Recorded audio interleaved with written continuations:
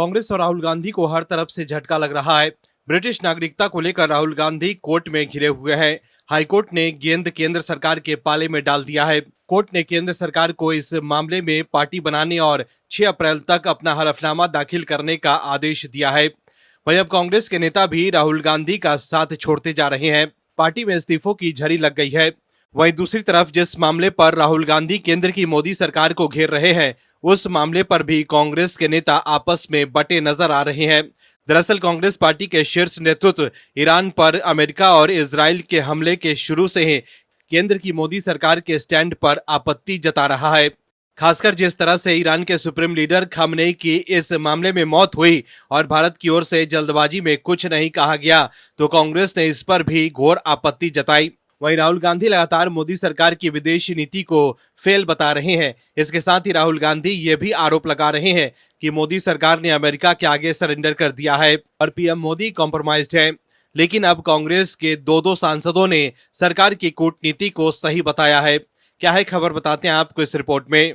दर्शकों, पश्चिम एशिया में जारी संकट को लेकर केंद्र के रुख पर मोदी सरकार को कांग्रेस के 2 बड़े नेताओं का समर्थन मिला है। कांग्रेस सांसद शशि थरूर के बाद पार्टी के एक और सांसद और पूर्व केंद्रीय मंत्री मनीष तिवारी ने भी ईरान और अमेरिका इजराइल युद्ध में मोदी सरकार के स्टैंड को सही बताया है। कांग्रेस सांसद मनीष तिवारी ने कहा है कि यह समझना जरूरी है कि पश्चिम एशिया में एक युद्ध नहीं हो रहा है, वहां कई युद्ध एक साथ चल रहे हैं। इजराइल और ईरान और अमेरिका के बीच जो कुछ हो रहा है, किसी एक का पक्ष लेना यह सिर्फ मध्य पूर्व के डायनामिक्स तक ही सीमित नहीं है।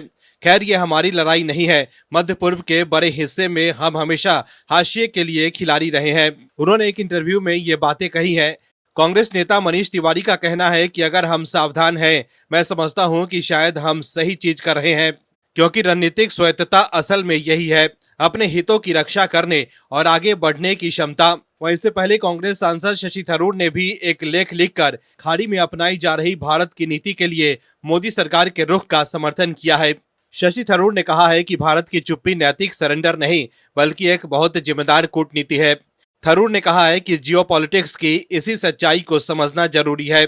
आपको बता दें कि कांग्रेस के इन दोनों नेताओं का स्टैंड पार्टी के आधिकारिक स्टैंड से अलग है। कांग्रेस अध्यक्ष मल्लिकार्जुन खड़गे, लोकसभा में विपक्ष के नेता राहुल गांधी और पार्टी के मीडिया प्रभारी जयराम रमेश और प्रवक्ता पवन खेरा सरकार के रुख पर सवाल उठा चुके हैं। राहुल गांधी का तर्क है कि भारत को ईरान पर हुए सैन्य कार्रवाई का खुला विरोध करना चाहिए। वहीं कांग्रेस के दूसरे नेताओं ने भारत की चुप्पी को विदेश नीति के लिए खतरा तक कह दिया है। लेकिन शशि थरूर और मनीष तिवारी ने जिस तरह से सरकार का समर्थन कर दिया है, उससे कांग्रेस बैकफुट पर आ गई है।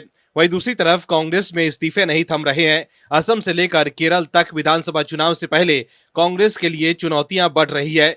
मीडिया रिपोर्ट्स के अनुसार केरल प्रदेश कांग्रेस के पूर्व अध्यक्ष और कन्नूर से लोकसभा सांसद सुधाकरन ने पार्टी नेतृत्व को अल्टीमेटम दे दिया है कि अगर उन्होंने विधानसभा चुनाव में टिकट नहीं दिया तो वो भी निर्दलीय चुनाव लड़ेंगे। कांग्रेस के वरिष्ठ नेता सुधाकरन कन्नूर सीट से विधानसभा चुनाव लड़ना चाहते हैं। वहीं असम में भी कांग्रेस को एक के बाद एक झटके लग रहे हैं। असम में कांग्रेस के कई नेता चुनाव से पहले पार्टी को अलविदा कह चुके हैं। वहीं अब असम की मार्गेरिटा विधानसभा सीट से कांग्रेस के उम्मीदवार प्रतीक बरदोलोई ने अपनी उम्मीदवारी वापस कर दी है।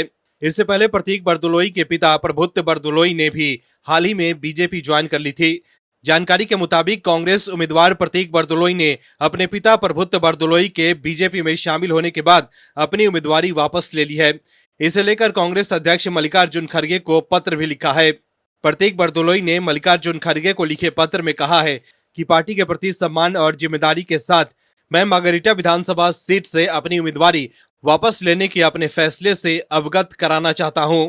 मेरे पिता के दूसरे राजनीतिक दल में शामिल होने के फैसले के बाद मुझे लगता है कि मेरे लिए उम्मीदवार के रूप में बने रहना उचित नहीं होगा। हालांकि मैं दोहराना चाहता हूं कि कांग्रेस के आदर्शों से मेरा विश्वास अटूट है। नेतृत्व जो भी उचित समझेगा, मैं पार्टी के लिए और मार्गेरिटा के विकास के लिए काम करना जारी रखूंगा। तो देखा आपने कैसे कांग्रेस को चौतरफा झटका लग रहा है। Bureau report OMH news. आप दर्शकों से विनम्र निवेदन है कि चैनल को सब्सक्राइब जरूर करें।